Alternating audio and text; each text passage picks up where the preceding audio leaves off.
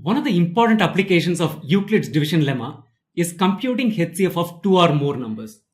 In this video, our focus is going to be primarily on how to find out the HCF using this algorithm.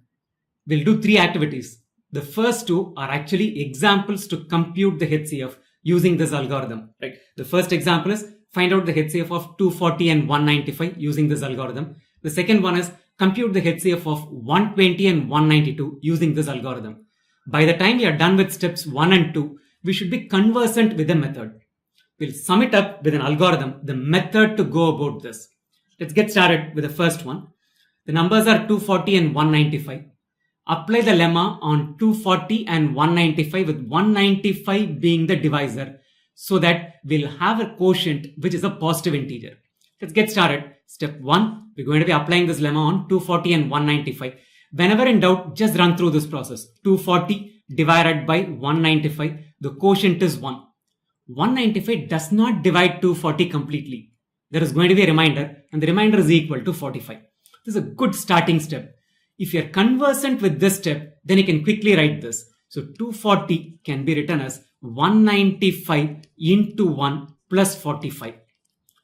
We have a remainder at this step, which essentially means that 195 is not a factor of 240. Because we have a remainder at this step, we're going to be repeatedly, recursively applying this to the next step. Step 2, we'll be applying the same division lemma. This time, we'll be applying it with 195 and 45. 195 is equal to, again let's run through this process, 195 divided by 45. 45 into 4 is 180. There exists a remainder which is equal to 15. So we can write this 195 as 45 into 4 plus 15. Step 2, the lemma is applied on the divisor of step 1 and the remainder of step 1. We have a remainder in this step 2. So what we are going to do is we're going to be applying the lemma once more. This time the lemma will be applied with 45 and 15. So we can write this 45 is equal to, this is a straightforward step, so I'm not going to use this prop.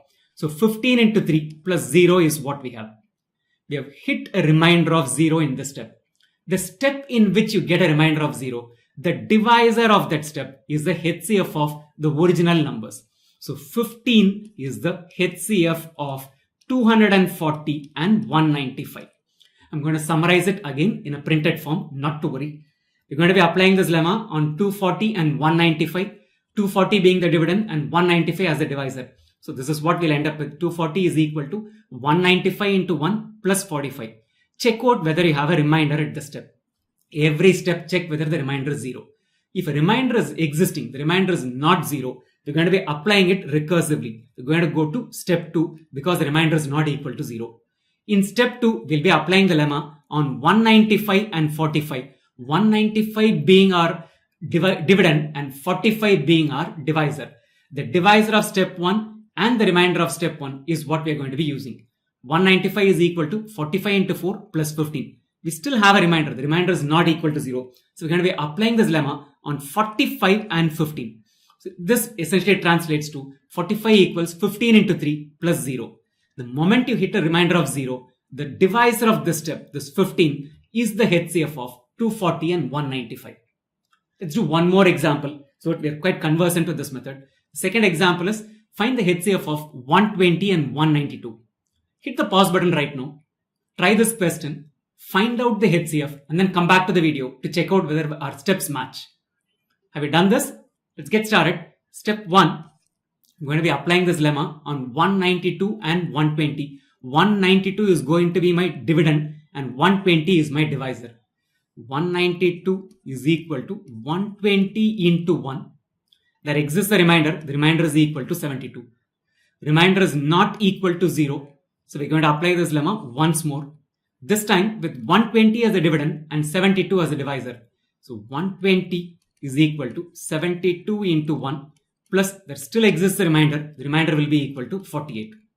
Remainder is not 0. So let's go to step 3. Recursively keep applying it. So this time the dividend is 42, divisor is 48. 72 is 48 into 1 plus there exists a remainder which is 24, which is again not equal to 0. We're going to be applying this lemma once more. This time with 48 as a dividend and 24 as a divisor. 48 is 24 into 2 and we get a remainder which is equal to 0. The remainder is 0 at step 4. Therefore, the divisor of this step, 24, is the HCF. 24 is the HCF of the two numbers that we set out to find out the HCF of, which is 120 and 192. The HCF is equal to 24. Quickly summarize it in a printed form. We're applying this lemma on 192 and 120. A remainder exists, so we're going to step 2. In step 2, we find that the remainder still exists. We have a remainder of 48. This time the lemma was applied on the divisor of step 1 and the remainder of step 1, which is 120 and 72. Now the remainder is 48, so we'll have to still recursively apply it. This time the dividend will be 72 and the divisor will be 48. So in this step, we still have a remainder which is equal to 24. So we're going to apply it once more. This time the dividend will be 48 and the divisor will be 24. So at this step, we get a remainder which is equal to 0. So if the remainder is 0 in this step, then the divisor of this step, which is 24, is the HCF of 192 and 120. Now that we have done these two questions, let's quickly put this thing in the form of an algorithm in a methodic fashion. We'll have to find out the HCF of two positive integers, x and y. Let's say x is greater than y. Apply this lemma with x as the dividend and y as the divisor. Let's say the quotient of this division is q and we get a remainder which is equal to r. So x is equal to yq plus r. We know that using what we learned in the last video, the remainder will take values which are from 0 to a number less than the divisor, which in this case happens to be y. If the remainder is equal to 0, then it essentially means that x is equal to y cube. Y is a factor of x and it will be the HCF of these two numbers. If the remainder is not equal to 0, we're going to be recursively applying this lemma, this time with the divisor of the previous step y as the dividend and the remainder of the previous step as the divisor. Every step that you do not hit a remainder of 0, you're going to make the divisor of that step the dividend and the remainder of that step as the divisor for the next step. So if r is not equal to 0, continue with this process till you hit the point where the remainder is equal to 0.